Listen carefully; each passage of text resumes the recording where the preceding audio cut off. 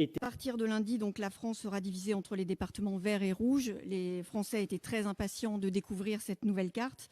On a compris que le risque était différent selon qu'on habitait dans un département vert et rouge. En clair, selon si on habite à Toulouse ou à Mulhouse. La question qui vient d'être posée pour relayer également une question de mes confrères de BFM. Est-ce que vous renvoyez au 2 juin ? Je ne sais pas si Monsieur le ministre de la Santé veut compléter ce que je viens de dire. Vous avez tout dit, Monsieur le Premier ministre. Peut-être juste rappeler que les indicateurs de suivi... Certains élus locaux souhaitent imposer le masque dans l'espace public. Pourquoi n'y êtes-vous pas favorable ? Pourquoi l'État n'a pas décidé, contrairement à certaines collectivités locales, de distribuer gratuitement un ou des masques à tous les Français ? Et enfin, dernière question, prévoyez-vous de rationner la vente de masques pour éviter toute pénurie ? Alors, il y a beaucoup de questions. Je vais essayer d'y répondre le plus clairement possible. D'abord, l'État va distribuer des masques.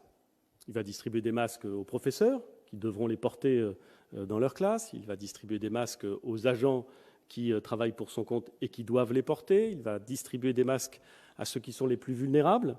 Je rappelle qu'une enveloppe de 5 millions de masques sera chaque semaine distribuée par l'État, par les préfets, pour que les personnes les plus vulnérables, à la fois par leur fragilité, mais aussi les plus vulnérables économiquement, puissent disposer de masques gratuits.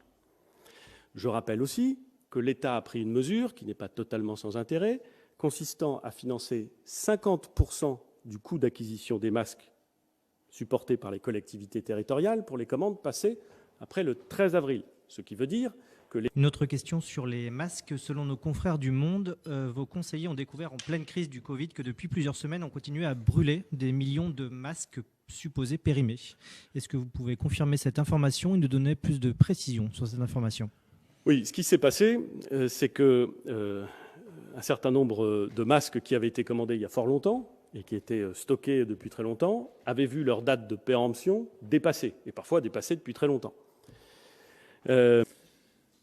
Qui porte sur les outils numériques indispensables. Je le dis, indispensables pour qu'on puisse faire des études épidémiologiques, c'est-à-dire pour aller protéger des personnes qui ont potentiellement été en contact avec quelqu'un de malade et donc qui peuvent être porteuses du virus.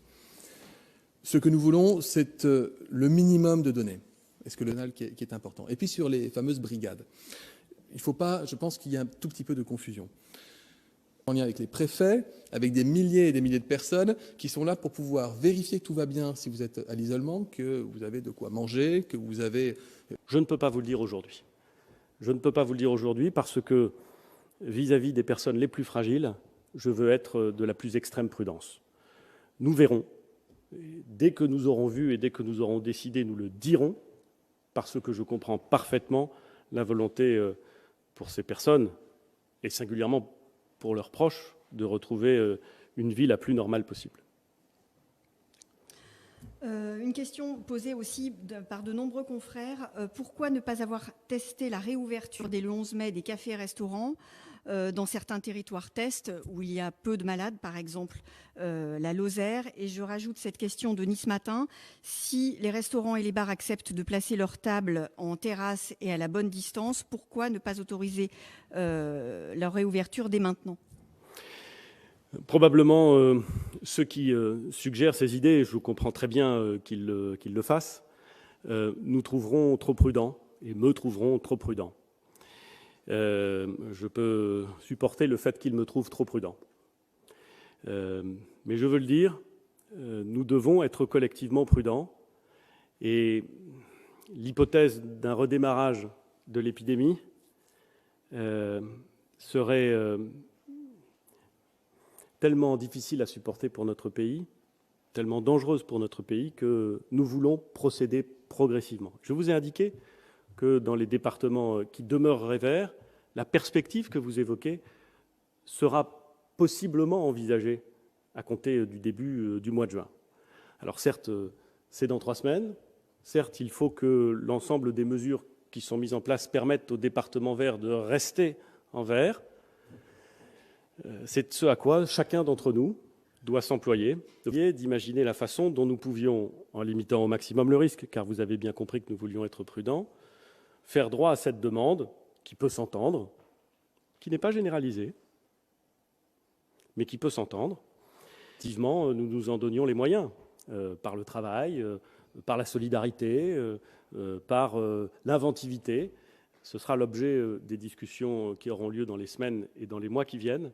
Mais permettez-moi, pour l'heure, de me concentrer sur la sortie de la crise sanitaire. Nous commençons cette sortie, nous n'en avons pas terminé.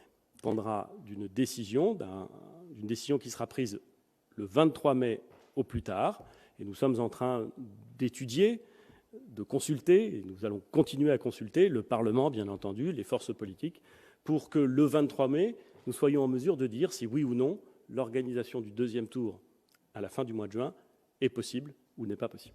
Dernière question un peu plus politique posée par Radio J. Dans la perspective du déconfinement, certains s'interrogent sur l'état de vos relations avec Emmanuel Macron, notamment parce que vous n'avez pas toujours utilisé les mêmes termes dans vos messages adressés aux Français. Confirmez-vous des tensions, voire des désaccords avec le président de la République dans le cadre de la gestion de la crise et dans la manière d'envisager le déconfinement? Je crois que je vais vous décevoir. Enfin, décevoir celui qui pose la question. Depuis 3 ans qu'il m'a été donné de pouvoir travailler avec le président de la République en tant que chef de gouvernement, j'ai toujours eu dans nos relations constaté et me réjouir d'une confiance, d'une fluidité qui, je crois, a peu de précédents. Et voilà. C'est toujours le cas, et j'espère que ce sera toujours le cas, et je crois que ce sera toujours le cas. Mais permettez-moi de vous dire que dans les moments que nous vivons, en plein dans une crise sanitaire d'une ampleur considérable, alors que des Françaises et des Français font un travail incroyable pour sauver leurs concitoyens, passer plus de 2 secondes à écrire, à parler, à s'interroger sur ce genre de sujet me laisse très, très circonspect. Et je pense que nos concitoyens s'en contrefichent dans des proportions qu'à mon avis, les journalistes politiques ne mesurent pas. Et je dois dire que de ce point de vue-là, je me sens très français. Je vous remercie.